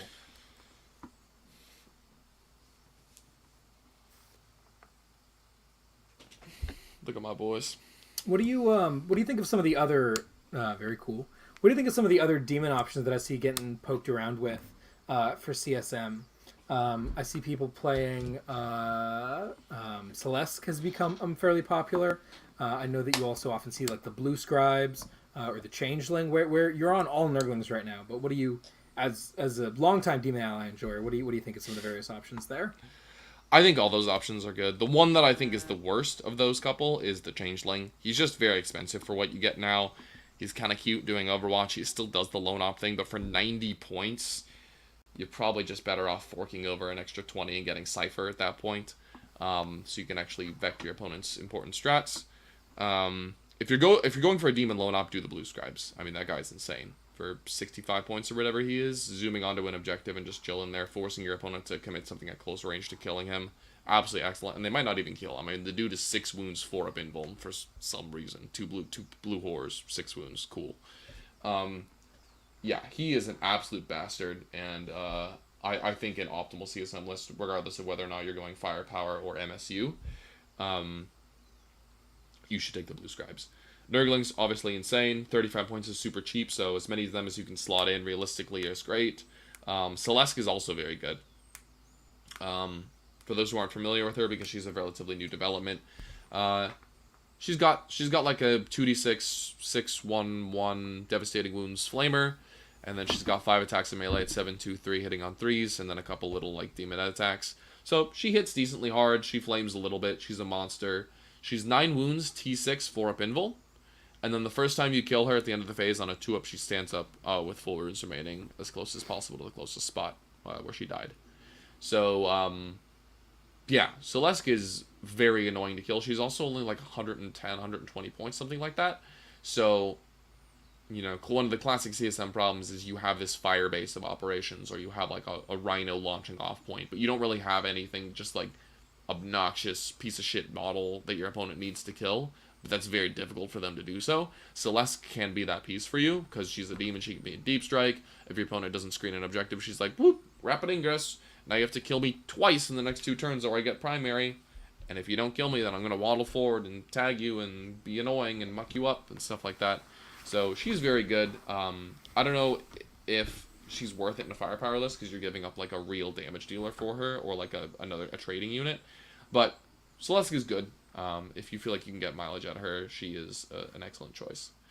So yeah, basically all the units, all the options are good. The only common demon ally that I wouldn't take in CSM is the Burning Chariot. I think that thing is way too expensive for basically ignore cover. I also think, for the record, it's not worth it in Chaos Knights. I mean, I would just rather have another War Dog, because it's more or less the same price. Yeah, so the 2 that I would not recommend are the Burning Chariot and the Changeling, but any of the other options are fine. Fleshhounds are another thing, by the way, that I've seen a lot of people run, and they are quite good, because something that many people, including myself, often forget is that the new Swarm rules about Nurglings not being able to move through walls. Fleshhounds are beasts, so they can still go through walls. And with 12-inch move, they're much faster than Nurglings, so you're paying a hefty points premium for them. I think they're like 70 or 75 points for 5 of them, but they're much faster than Nurglings, they're much tankier, and they can go through walls. They have objective control. Yeah, they can do an action on their own. You know, Nurglings, the only 2 actions they can do. I guess there's 3 actions? There's Signals, Homer, Cleanse. Is there another one? Mission actions. Yeah, mission related actions. Nurglings can only the ones they can't do. They need help doing Cleanse, and what I mean by that is, if you just move Nurglings onto an objective to do Cleanse, you want to actually control the objective so the action doesn't complete. So Nurglings do need help doing Cleanse. Fleshhounds don't need that help. They can just go do it on their own, which is cool. Yeah. The Infiltrate on the Nurglings is definitely a very valuable asset. Mm-hmm. Yeah, Infiltrate Deep Strike on a 35-point unit is just insane. Yeah. Another thing, too, I've seen people pair them with is, like, Deep Strike them behind a melee unit. So if your opponent charges you, they're -1 to hit you, because the Nurglings have, like, that 6-inch aura of -1 to hit in melee. It's such a troll aura. Yeah. Oh, good shit on Hearthguard. Don't kill my Terminators, please. You probably still will. But yeah, CSM are fun. I'm very much looking forward to playing them. I'm having a ton of fun hobbying them. And I think it's just going to be fun to explore the Sons of Nostromo for a little while. Ave Dominus Nox, bitches. Yeah. You haven't really mentioned scoring too much. I know you've like talked about the tactical deck and you're a tactical gamer here and there. Is that pretty much just like the default for CSM? Like there's absolutely no way you're playing fixed? No, there's definitely a way you're playing fixed, but it's you're playing fixed in the way that the generic default armies are playing fixed, right? If your opponent gives it up, then you'll consider taking it. But the normal thing to take is tactical. There's a couple reasons for this. CSM strats are absolutely insane. So the more CP you can generate, I mean, Abaddon has ways to gain CP, so those two don't stack with each other. But if there's even one turn where you don't gain a CP from Abaddon, like maybe you fail the pack check, he's not shooting that particular turn, you don't roll a 2-up, having the ability to just ditch a secondary and get an extra CP, that's an extra activation of reroll hits and wounds. You can think about it that way. So absolutely worth it. You also don't have a lot of extraneous units for doing actions. Like in my current list with a lot of Nurglings, you can do homers, But at that point, like, you're absolutely not doing cleanse. Engage is trolling. Please don't take that secondary. It's really bad. So at that point, you're just hoping your opponent gives up a kill. So if they're playing knights, Vanilla takes behind a lot. he's much more aggressive than I am. I'm kind of a coward with this army, so You're less I'm not aggressive willing than to. violence? Crazy, dude. Absolutely, dude. So yeah, if you're not willing to plunge yourself into your opponent's DZ, then don't take behind. But yeah, yeah. So for example, if I was playing against GSC, I would probably take Homer Assassinate. Just because I'm gonna need to activate all my units to try to kill them. And it's already a bad matchup, so like, why not get rewarded for killing their characters instead of having to go to weird places on the table with the tactical deck? You also don't need your CP in order to kill GSC. You're not really Nurgle stratting. Armor of Contempt isn't going to save you. Reroll hits and wounds is unnecessary in most cases because they just die immediately. So I would take Assassinate Homer. If you're playing against either of Knights, you take Bring It Down Homer. Trying to think of other matchups. Against Votann, I would take Tactical. Against Space Marines, I would take Tactical. Against Eldar, I'd probably take Tactical. Yeah. Tactical is the default unless they give something up. Yeah.